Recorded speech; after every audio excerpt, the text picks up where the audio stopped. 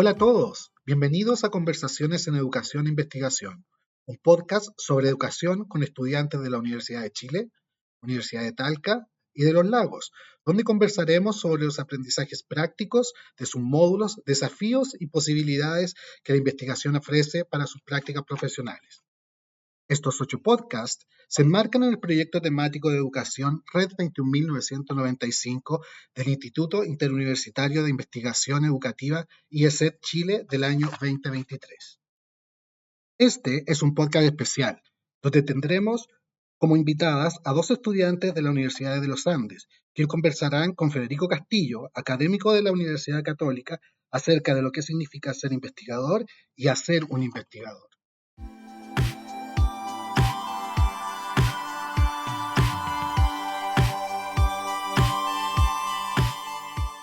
A continuación, vamos a conversar con Patricia y Luz María acerca de lo que es ser y llegar a ser un investigador, junto a Federico Castillo.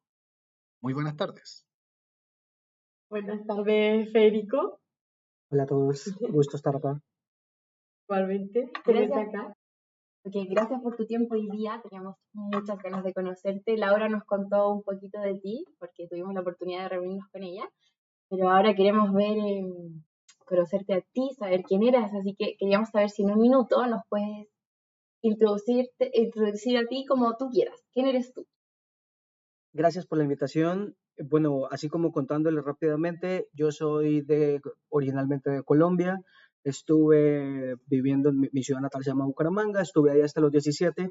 Luego me fui a vivir a Bogotá a estudiar matemáticas, a hacer pregrado en la Universidad de los Andes, pero de Bogotá. Y de inmediato ahí en el 2012 salté a hacer el doctorado en la Universidad de California en Davis. Luego de un poco de rebotar por el mundo en trabajos varios que se llaman postdocs, terminé en Chile en el 2022, llegué en marzo, entonces llevo aquí poco más de 2 años, casi 3, en la Universidad Católica. Estuvimos leyendo un poco de tus recientes publicaciones. Bueno, la verdad que están fuera de nuestras áreas de conocimiento, por no decir que no entendíamos mucho, pero quería saber si nos podías contar un poco de tus últimas publicaciones, a qué te ha llevado tu vida de investigación y en qué te estás concentrando hoy. Bueno, técnicamente los temas que trato, eso se llama, más o menos se engloba con el nombre de combinatoria o en general matemáticas discretas, con cosas también relacionadas con álgebra y optimización. A muy grosso modo, estas son como estudiar estructuras que sean finitas, que se puedan como contar, 1, 2, 3, 4. Y esto tiene que ver con el mundo real en cuanto a que uno habla de cantidades que no se pueden dividir. Por ejemplo, qué sé yo, el número de buses que tengo que mandar a mediodía para que no haya tanto tráfico. Un bus es un bus, yo no puedo mandar medio bus ni 2/3 de bus. Ese tipo de problemas son la parte más teórica, es a lo que me dedico, no tanto a las aplicaciones, pero las aplicaciones serían cosas de ese estilo. ¿Hubo algún momento clave que te llevó a convertirte en investigador?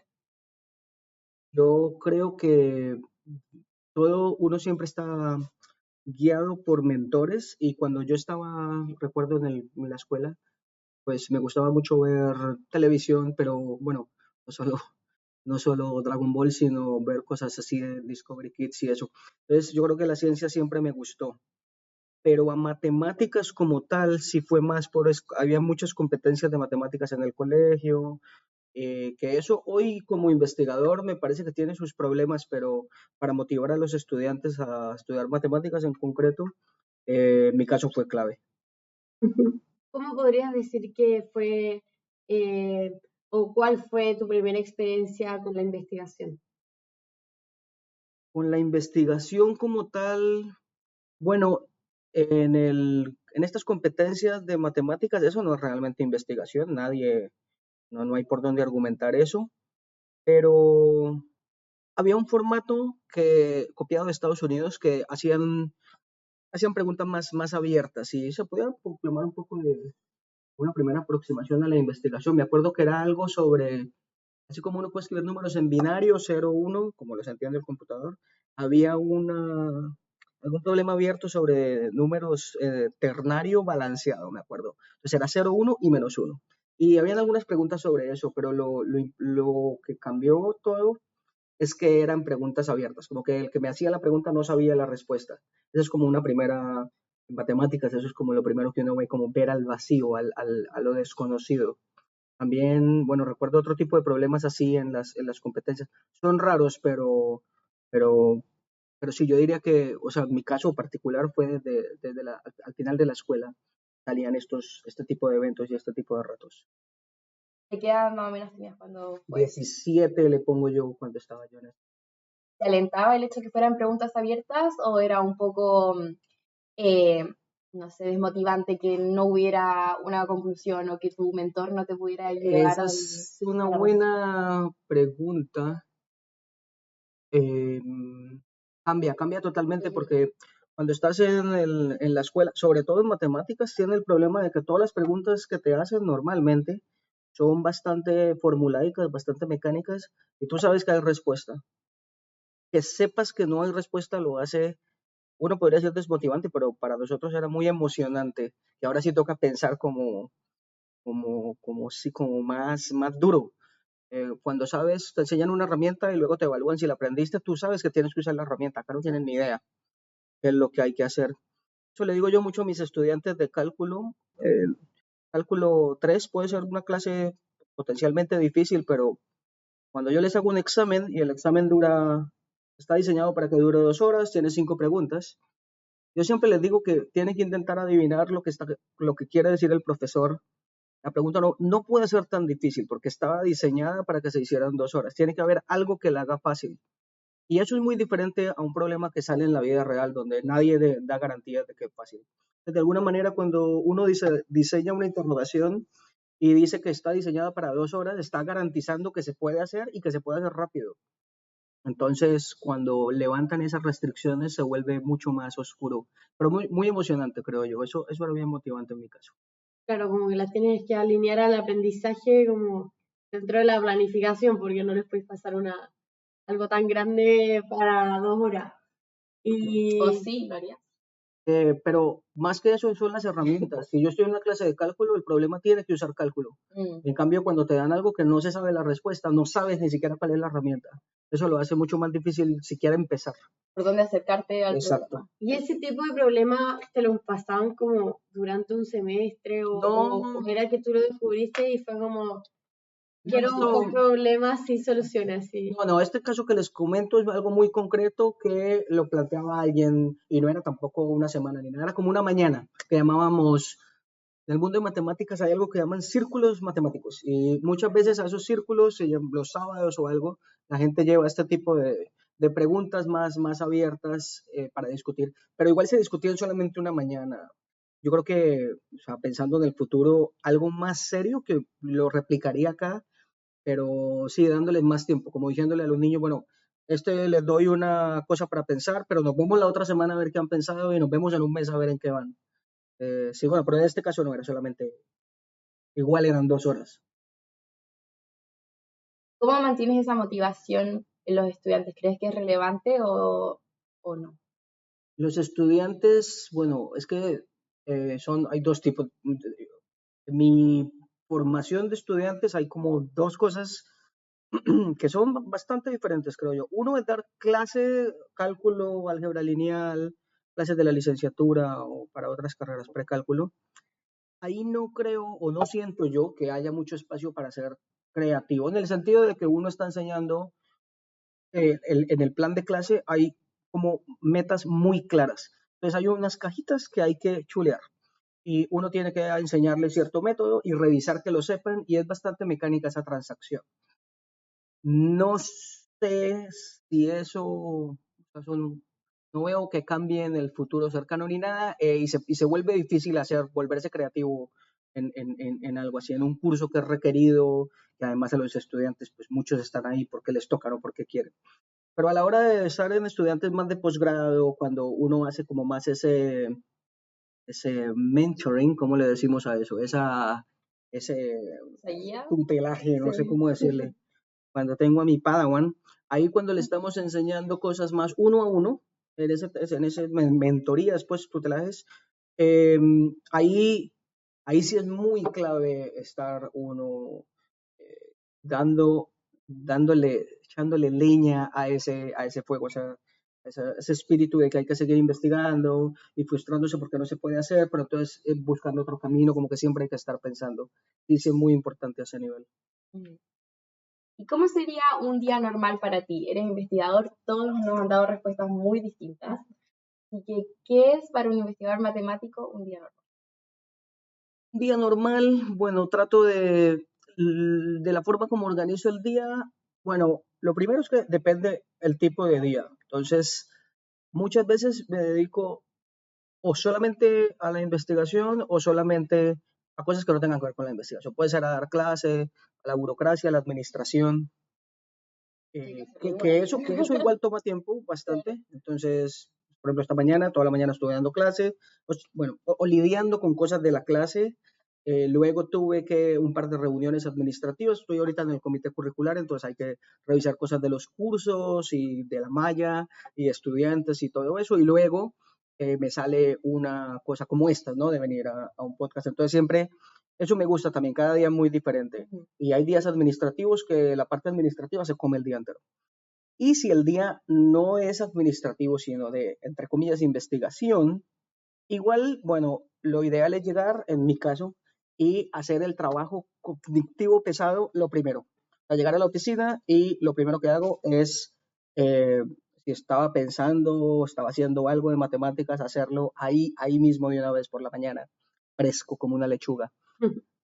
Y es eso, más que todo, estar pensando, rayando papel. En mi caso, hay que experimentar últimamente con el computador, entonces uno tiene un poco como la ciencia, que uno tiene una hipótesis y se la tiene que testear, pero aquí es yo mismo en el código, pues, haciendo como experimentos con código en el compu. Eso últimamente. Hay un componente también grande de una vez uno sabe algo, empezar a escribirlo. Y en matemáticas en particular, escribir algo bien, que sea riguroso, que esté bien claro, con toda la anotación, explicando uno cada término qué significa y haciéndole un dibujito, eso, eso toma bastante tiempo. Entonces, esa parte de investigación se va bastante en escribir. Entonces, claro, hay que sentarse a pensar, pero se va bastante escribiendo en el compu. Y finalmente hay me gustaría que no, pero bueno, así es, mucho Zoom. Entonces hay bastante reunión con colegas. Me gusta mucho en persona, uno se junta y piensa en el tablero. Últimamente es más por Zoom, que no es mi favorito, pero toca y sí que sirve para cortar distancias, lógicamente. Entonces puedo estar activamente colaborando con gente ahorita en Estados Unidos sin problema. Entonces es como que la mitad del tiempo, digamos que pensando o leyendo artículos, pero el resto del tiempo es estar en Zoom, escribiendo bastante, en el computador haciendo, picando código que llaman. ¿Qué prefieres trabajar más en equipo o en trabajo más solo, más individual? Yo creo que en mi caso particular, equipos, pero de 2 o 3 máximo, 4. En matemáticas hay un fenómeno que se puede cuantificar cuando uno mira los artículos de hace rato. Todos, bueno, no todos, pero eso sería interesante verlo. La gran mayoría eran de un solo autor. Y me imagino que, aquí estoy yo especulando, pero en humanidades creo que sigue siendo así, la gente escribe un solo autor. Por otro lado, en física, con experimentos, hay muchísimos coautores. En el colisionador de partículas creo que hay 1000 coautores porque ponen a todos los del laboratorio, así sea el que va a cerrar la puerta. Entonces, matemáticas era de una sola persona, pero últimamente, y yo creo que eso no es que yo lo crea, es que yo creo que sí es algo objetivo que se puede medir, cada vez hay más colaboración y todo se hace en equipos más grandes. De todas formas, hay un punto donde el tamaño empieza a ser perjudicial. Eso depende de las áreas, eso depende de muchas cosas. En mi caso personal, 2 está perfecto, hay que hablarlo con alguien, 3 funciona, 4 creo que también. Hay un punto entre 5 y 6 para arriba que ya es mucha gente y se empieza a volver un poco lento, hay que esperar mucha respuesta, Con las mucha cadenas de opinión, email quizás. y coordinar los tiempos para reunirse, los emails, las cadenas de emails, no tenemos todavía una buena respuesta a cómo comunicarnos. O sea, odio que la gente diga que hagamos un WhatsApp para algo de trabajo, pero el correo tampoco es porque ¿cómo se dice? La respondedera se vuelve muy larga. Entonces yo también creo que con más de 4 personas es como. ¿Crees que eso va para las matemáticas principalmente? Y porque nosotros no dependemos tanto de. Nosotros en matemáticas hay algo curioso contra otras áreas y es que el crédito de un artículo se reparte entre todos. Normalmente los artículos de ciencias, de física, biología, el primer autor es el más importante. Siempre le preguntan a uno, ¿quién es el first author? Importa el primero, el segundo y quizás el último a veces, por alguna razón que no entiendo. Los de la mitad son como un poquito de ruido. Y tienen distintos roles. Entonces hay uno que, yo he visto cómo le piden a uno que explique qué hizo cada persona. Recolecté los datos, yo lo escribí, yo lo analicé, yo planteé, muchas cosas. Matemáticas, la lista de los autores siempre es por orden alfabético. Entonces, eso evita peleas. Eso a mí me gusta, evita peleas. Reparte el crédito entre todos. Y también es porque en teoría cada uno debería responder por todo. Cada uno sabe todo lo que contiene el paper y no está tan partido en que uno hizo la base de datos, otro recogió datos, porque no hay datos, no hay nada. Todos pensamos y todos en teoría lo podríamos replicar. Entonces, en matemáticas en particular, se presta para equipo pequeño. Un laboratorio claramente no, necesita uno ayudantes, gústele o no, y para cuando hay que recoger datos, pues ni hablar, o usar una base de datos o ir a hacer trabajo de campo. Entonces, en otros lados no se puede. Yo creo que esto de colaborar a lo más 4 debe ser de matemáticas. Yo especulo que quizás en las humanidades también llega un punto donde para escribir algo así como de ese estilo, puede ser que si el equipo es muy grande ya mucha opinión y tal. Yo creo, por lo que he visto empíricamente, que esos artículos también tienen muy poquitos autores. ¿Cuál crees que es el papel que ha tenido la curiosidad durante tu investigación? Yo creo que es clave porque siempre esa es la forma para encontrar nuevas preguntas, claramente. Y más que la curiosidad, también hay que confiar como en una especie de olfato de qué es interesante. Eso es muy clave porque yo antes pensaba que era difícil, no sé, como plantear una pregunta novedosa, porque hay mucha gente pensando, pero después de un tiempo uno se da cuenta que las preguntas son baratas, eso es lo que hay. Ideas o sea, cosas posibles, propuestas, eso no se acaba. Entonces hay que desarrollar un olfato así muy refinado y muy personal de qué es lo interesante y qué es lo que hay que perseguir. Si no, uno se vuelve loco. O sea, el que no lo tiene, no tiene ni pasión, no puede, creo yo, buscar nuevas preguntas. Pero también el que lo tiene y quiere aprender de todo, no, se queda abrumado y no puede hacer nada. Entonces hay que desarrollar un gusto por qué tipo de preguntas le gustan a uno. Eso es muy clave. ¿Y alguna vez te has alejado de alguna pregunta o hipótesis pensando que tal vez el público, como la gente, los receptores, no lo tomen como una contribución o como algo interesante? Claro, en matemáticas uno no piensa mucho en el público, pero sí es verdad que a alguien más le tiene que interesar. Entonces, es parte de lo, sí, parte de este olfato es escoger algo que es interesante para uno, porque uno va a poder vender de alguna manera. Y vender de pronto es una palabra fea, que uno va a poder transmitirle la emoción que uno tiene a otro y hay que saberlo hacer bien, porque todo esto es muy abstracto y es fácil decir, no, esto no le importa a nadie, pero la clave es hacer que a alguien le importe y eso también es un truco. Entonces, lo primero es que le importe a uno, paso número 1. Y lo segundo es hay que buscar la manera de conectarlo con el trabajo de otra gente. Entonces, uno a veces dice, voy a hacer algo y luego se da cuenta que en realidad a nadie le interesa y no hay que ponerse, hay gente que se pone muy hater y dice, es que el mundo es una mierda y puede decir las cosas. La gente dice, no, es que el mundo es injusto y no me entienden. Pero yo creo también muchas veces es que tal vez uno estaba planteando la pregunta incorrecta. Y sí tiene que interesar, hay que buscar que le interese al menos a otro grupo. ¿Y cuál crees que es tu porqué, tu razón detrás de investigar y de seguir haciéndolo? A mí me gusta más que pensar en cosas así desconocidas. A mí me gusta la parte social. Yo, en matemáticas, pues, como les decía antes, la gente escribía mucho sola. En mi caso particular, creo que no tengo uno de pronto, artículo yo solo y todo es con otra gente. De hecho, estoy contándolo por encima, yo creo que en los últimos 5 o 6 artículos debo tener combinados unos 20 autores. Eso no, creo que es especial en mi caso, pero eso es como lo que me gusta, hablar con gente y esa parte me gusta bastante, como estar confundidos pero juntos, como trabajar, porque claro, estando solo uno no sabe si esto le interesa a alguien más. Cuando hay un equipo, por lo menos es más de uno. Entonces, esa parte de comunicar, de hablar con nuevas personas, está bien interesante. Y todos esos artículos que uno escribe con coautores, más que coautores, deben ser amigos también. Entonces, esa parte, socializar a través de matemáticas. ¿Qué esperas conseguir a lo largo de tu trayectoria de investigación, investigadora? Pues yo me considero todavía muy, muy nuevo. Llevo 2 años de profesor asistente, se llama el primer grado, y el primer nivel había sido postdoc. Digamos que entré en doctorado en el 2012, 10 años en este mundo académico, pero igual muy nuevo, porque 2 años de profesor. Y una cosa que me gusta pensar es que uno igual se puede reinventar adentro de la academia. Entonces, ahorita, mientras uno asciende algunas, ¿cómo se dice? Algunas hay ciertas posiciones de jerarquía que hay que subir de rango de asistente, asociado, lo que sea.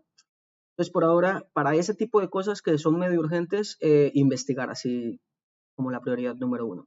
Pero idealmente en este trabajo uno se puede reinventar un poco y hay gente que dice, bueno, me voy a dedicar después a dar un poco más de clase, a escribir un libro. Conozco gente que ha escrito libros y me dicen que eso es un trabajo de 10 años. Entonces, no tengo planes, pero sí quiero, me gusta eso de este trabajo, de tener la puerta abierta a reinventarme, empezar a tener estudiantes. Yo tengo ahorita, bueno, un par de estudiantes que eh, soy mentor, me considero mentor de, bueno, algunos de pregrado, otros de maestría. No he tenido ninguno de doctorado, entonces sería bueno, o sea, eso es como, va a ser como algo nuevo, bien para explorar esa parte. Y cosas de servicio también, todo lo que tiene que ver con cosas administrativas, que no son tan aburridas, como decidir, no sé, qué estudiante, cosas sobre los estudiantes, cómo mejorar la carrera y hacer divulgación. Esto me gusta también, algún día voy a tener mi propio podcast. Quiero ser como ustedes. Una pregunta, ¿un investigador siempre es profesor? ¿Y por qué? Es raro, a ver, en matemáticas es muy raro tener gente afuera de una universidad haciendo matemáticas, porque de alguna manera tiene que poner el pan en la mesa y uno no está vendiendo artículos. Pero se da, es raro, pero se da. Es posible que tengan a gente en Google, en Facebook. Históricamente, bueno, hoy en día tienen investigadores en esas empresas, gente que saca artículos, pero esa ciencia es muy dirigida a inteligencia artificial y todo lo que uno oye en las noticias. Históricamente Microsoft tenía gente haciendo matemáticas más abstractas, pero el equipo campeón eran los Bell Labs, los laboratorios Bell de los teléfonos. Ahí habían muchos matemáticos y de computación y todo, gente muy, muy, muy buena que hacía solamente investigación y la tenían ahí por amor a la ciencia. Bueno, porque ahí iban saliendo nuevos descubrimientos de Internet y de conectividad y ahí desarrollaron varios lenguajes de programación. Y esas personas, cuando el laboratorio cerró por cualquier razón, fácilmente consiguieron puestos en universidades. Esa es como la gran leyenda, pero es un caso muy raro. Yo diría que en matemáticas, sí, un investigador es 99% de las veces un profesor. ¿Pero crees que es más por una necesidad, que no se puede vivir completamente la investigación? ¿O Uf. hay una pasión por distribuir y llegar a un estudiante? O sea, en la parte práctica simplemente es que no se puede. Yo creo que la mayoría de gente igual le gusta lo que digo, que es un trabajo más holístico, que cambia todos los días. Y yo personalmente creo que sí le hace bien ser profe, dar clase, uno estar hablando, conectar con las personas. Hay varias historias, o sea, pocos sitios. No puede ser como que hay sitios, o sea, en Harvard y eso, podrían no dar clase y aún así las dan. Entonces, yo creo que la gente sabe, hay beneficios en dar clase. Entonces, yo creo que sí, incluso la gente que como que no le gusta termina viéndole el lado positivo y de todas formas lo mantiene a uno activo, dar clases es importante porque le da, a mí me gusta, eso le da como, lo ancla a uno a la realidad. A veces en la investigación muchas veces no va a ningún lado. Entonces son muchas preguntas que uno no avanza, no avanza, pero dar clases es algo concreto que yo sé que cada lunes voy a la clase y enseño alguna cosa y eso lo mantiene a uno como más en el ritmo y siempre estar pensando, incluso en clases básicas, aprendiéndolas y reaprendiéndolas, es algo como para estimular la cabeza. Creo que es como que se le atrofia a uno un poquito la capacidad cognitiva si no la está usando. Entonces, yo creo que la gente empieza a ser profe primero porque le toca y luego porque le gusta. Aprovechando eso, como futuras profesoras, ¿qué cualidades y habilidades crees que deberíamos trabajar para asegurarnos de que estamos proporcionando educación de calidad? Ahorita se habla mucho, todo el mundo está hablando de inteligencia artificial, de ChatGPT y todo eso. Yo creo que hay que enfatizar más en el pensamiento crítico y en las cosas, siempre aprender a usar la herramienta, o sea, eso principalmente, saber usar esas herramientas. Entonces, muchos profesores odian ChatGPT, pero bueno, ya está ahí, prohibirlo es como imposible, entonces hay que aprenderlo a usar, que haga lo que uno quiere que hace, y también desarrollar esa parte crítica para saber cuándo está mal. Entonces, yo sí creo que eso puede dictar la educación en el futuro muy cercano, así en los siguientes años todo el mundo está hablando de eso. Entonces, primero saber, por ejemplo, matemáticas. Suena como que, bueno, él le puede resolver a uno el problema, pero primero hay que expresarlo de manera muy clara. Es un talento que, pues, tengo que aprender a hablar con el computador. O el compu hace algo y a veces está mal. Hay que tener ese pensamiento crítico igual de que, bueno, momento a revisar bien con lupa qué fue lo que me dio, que puede estar mal. Y eso va a quedarse así por un rato largo. Entonces, yo creo que es como tener muy presentes las herramientas más novedosas, saber interactuar con ellas, darles input y entender el output. O sea, ¿crees en una incorporación y una convivencia con estas nuevas tecnologías que podrían llegar a ser amenazantes a la educación? Yo no diría amenazantes, pero hay que aprenderlas a usar, sí, todo el mundo. Yo creo que potencia a la gente más que reemplaza a la gente. Ujú. Esa sería como la visión que yo creo, pero hay que aprender a usarlas y a interactuar. Yo quería volver en el principio mencionaste que en el colegio tenías competencias de matemáticas y Sí, que sí. te fue guiando por un lado. ¿Crees tú que hubo algún mentor o profesor o situación tal vez que te guió a tu camino en el que llevas hoy en tu educación primaria o secundaria? En matemáticas, no, pero ya que lo pienso, no habían, bueno, matemáticas se presta para eso, bueno, pero en física y en computación también habían competencias.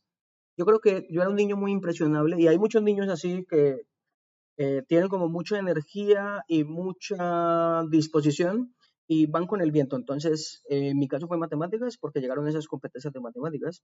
Si hubieran llegado a competencias de física o de computación, que sé que existen, quizás estaría de otro lado. Yo creo que, o sea, y muchas veces hablando con la gente tiene algún mentor. En mi caso no era un mentor, sino esta cosa que llegó. Pero luego en la universidad sí, luego en algunos temas que estudié, porque habían profesores carismáticos que lo hacían a uno querer trabajar con ellos. Eh, ¿El carisma es clave? Porque claramente muy clave.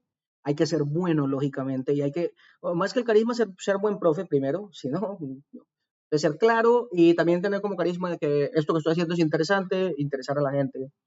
Entonces, eso sí lo marca uno. Son mentores, pero sí, vuelvo a lo de las competencias. Si hubieran existido de otra cosa, de cocina, tal vez hubiera sido.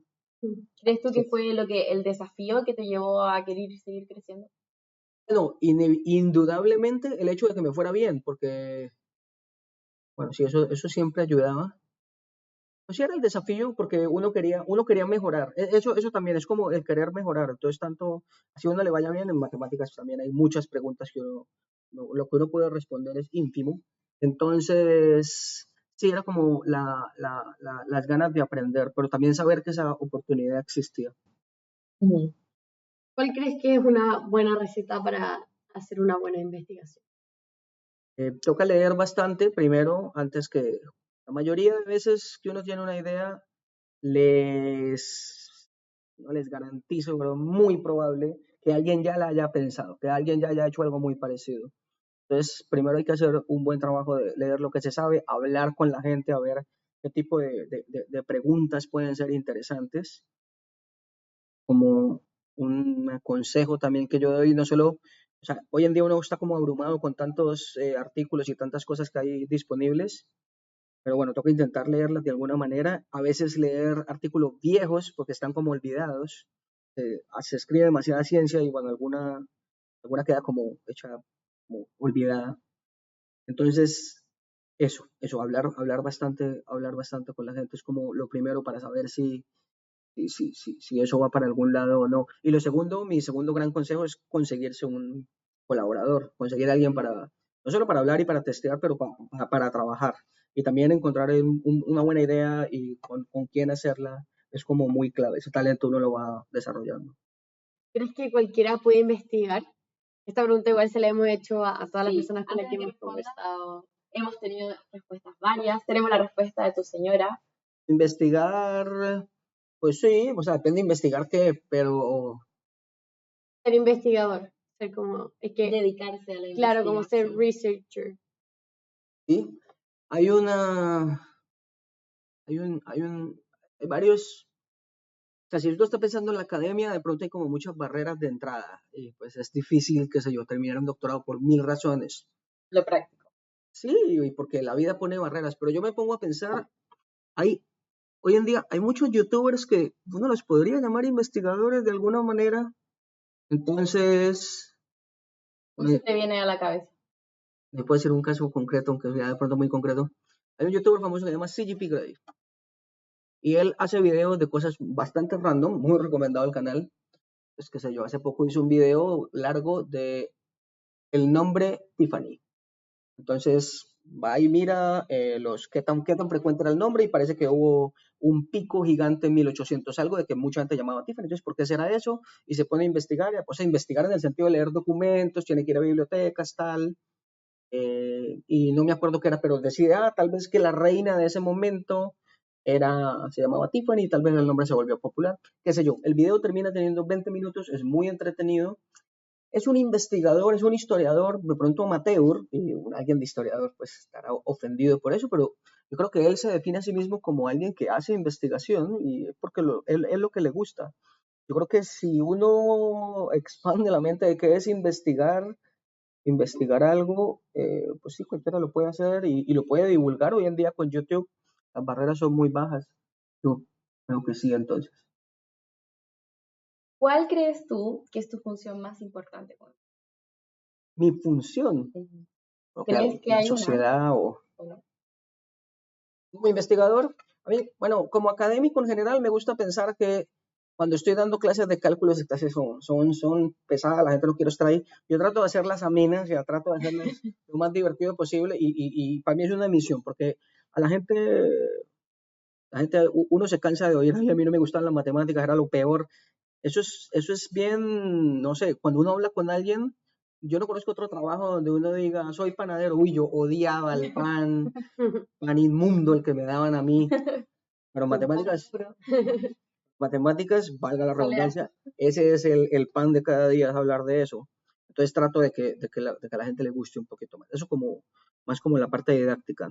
Ujú. Y no, pero como investigador, lo que hacemos en realidad todos sabemos que no es tan importante.